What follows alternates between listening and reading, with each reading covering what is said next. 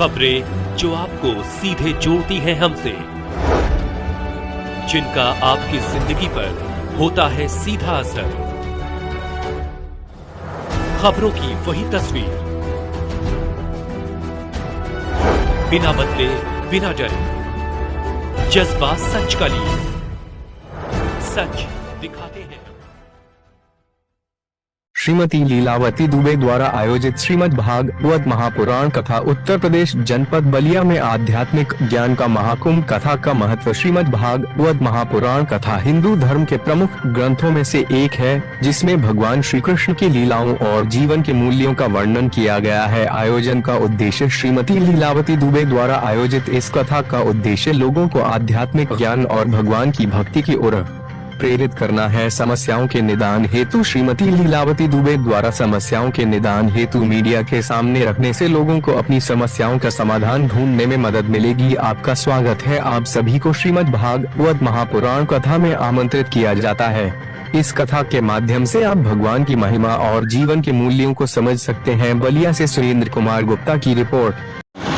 बलिया वासियों के लिए क्या दे सकते हैं सर? हाँ, बलिया वाले परम भक्त हैं और इस समय बलिया जनपद में धर्म की वृद्धि हो रही है। बलिया केवल भृगु जी के नाम से ही नहीं जाना जाता। भृगु जी ने जो विष्णु के साथ कार्य किया, केवल उसी आधार पर बलिया का निरूपण नहीं किया जाना चाहिए। बलिया वास्तव में भक्त की नगरी है, भक्तों की नगरी है। बलिया के लोग बड़े भावुक होते हैं, जिस पर प्रसन्न हो जाते हैं उनके लिए अपना सर्वस्व अर्पण करने के लिए तैयार रहते हैं। इसलिए बलिया का विशेष महत्व है। बलिया का अर्थ ही है बलि, याग। बलियाग इसका नाम है। याग माने यज्ञ। हाँ, तो बलि माने बलि, महाराज बलि का याग यहाँ हुआ था, यज्ञ हुआ था, इसलिए इसका नाम बलिया है।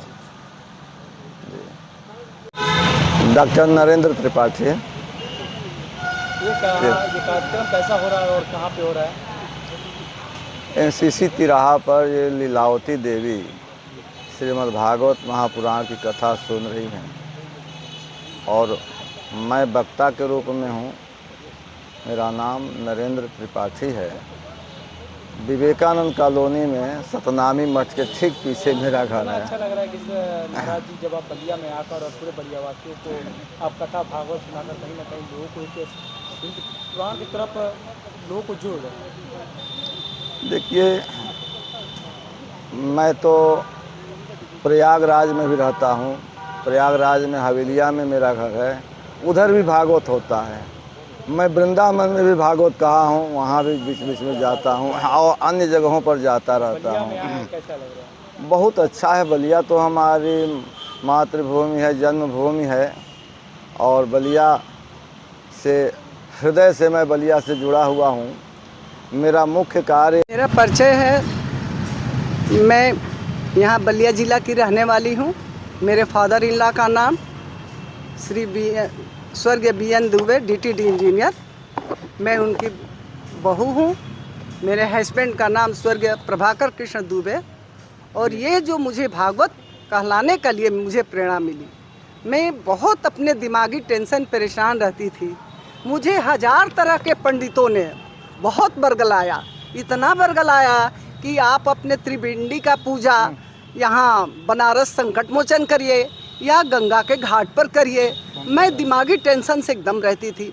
तो मैंने गुरुजी, ये अगर कह दें मेरे गुरुजी, मैं नाम नहीं रखती हूँ गुरुजी की, कि ये सर्प है, आंख मूंद के अगर ये नहीं, गुरुजी कहेंगे कि इस पर हाथ रख दो, आप मान लीजिए को सर्प रहेगा, तो सर्प मेरे लिए गले का हार हो जाता है।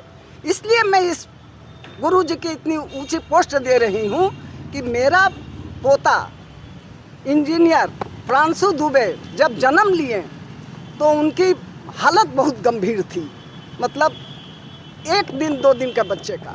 तो इन्होंने बताया, फिर फर्स्ट बर्थडे मेरा बाबू का पड़ा तो गुरुजी से पहले मेरे जितनी फ्रेंडशिप थी सब लोगों ने कहा कि मैडम आप अपने पोते का बर्थडे मनाइए।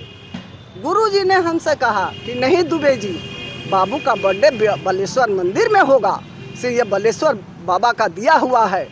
मैंने बाबू 2 दिन पहले गुरुजी ने कहा कि इतना महामृत्युंजय का जप कराना है, तो मैं 2 दिन पहले एकलौती मेरी बहू एजुकेशन डिपार्टमेंट मनीष कुमार दुबे, उनकी मिसेज श्रीमती ममता दुबे, वो दोनों एजुकेशन डिपार्टमेंट में है।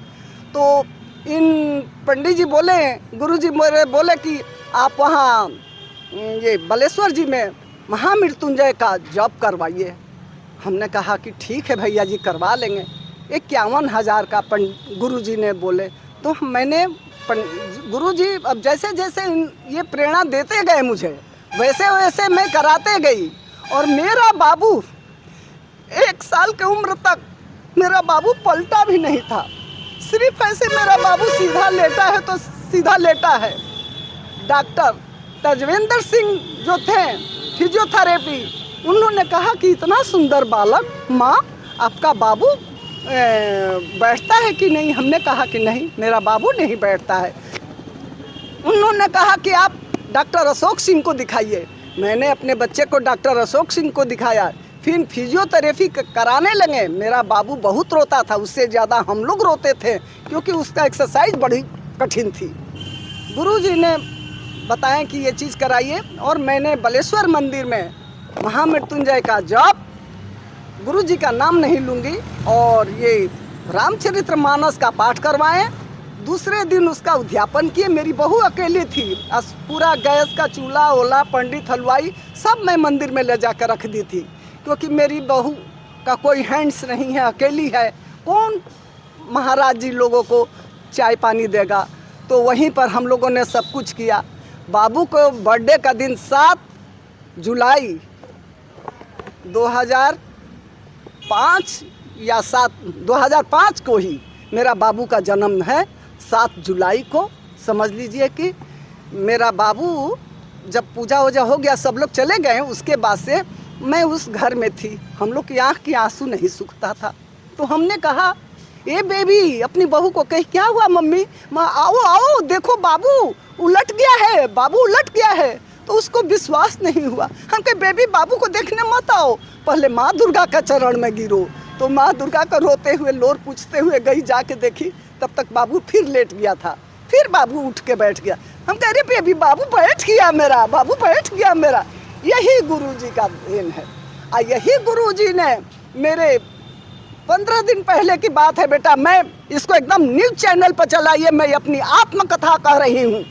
मैं शिव जी का रोज़ पूजा करती थी और कहती थी कि हे शिव जी, अगर मेरे भाई देहात पटीदारों से किसी प्रकार की मेरी कोई अगर एक चीज़ भी ज़्यादा ली हूँ, या कहीं पब्लिक में किसी के, तो मेरे अंदर मेरे को प्रकाश दीजिए, मेरे को स्वप्न में दिखाइए, मैं उसका रिटर्न करूँ।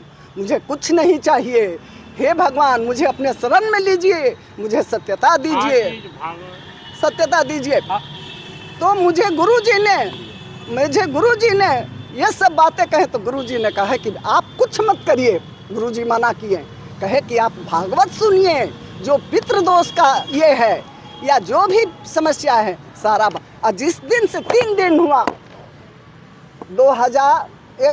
1 तारीख को बैठा है, आज 3 दिन में लग रहा कि मेरा सारा कष्ट इस भागवत कथा से समाप्त हो गया। हे भगवान, जैसे मेरी 3 दिन में सर्व मानव कामनाएं पूर्ण की, हर जनता पब्लिक, हर माता के आंचल आशीर्वाद भरा रखिए।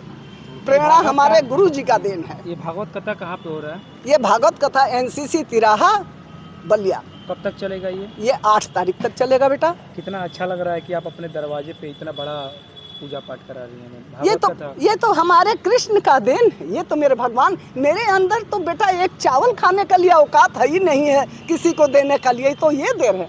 मैं 24 ईयर्स की एज में विधवा हुई हूँ। अब सुन लो, इससे बड़ी बात नहीं कुछ कहेंगे। उस समय मैं क्या थी।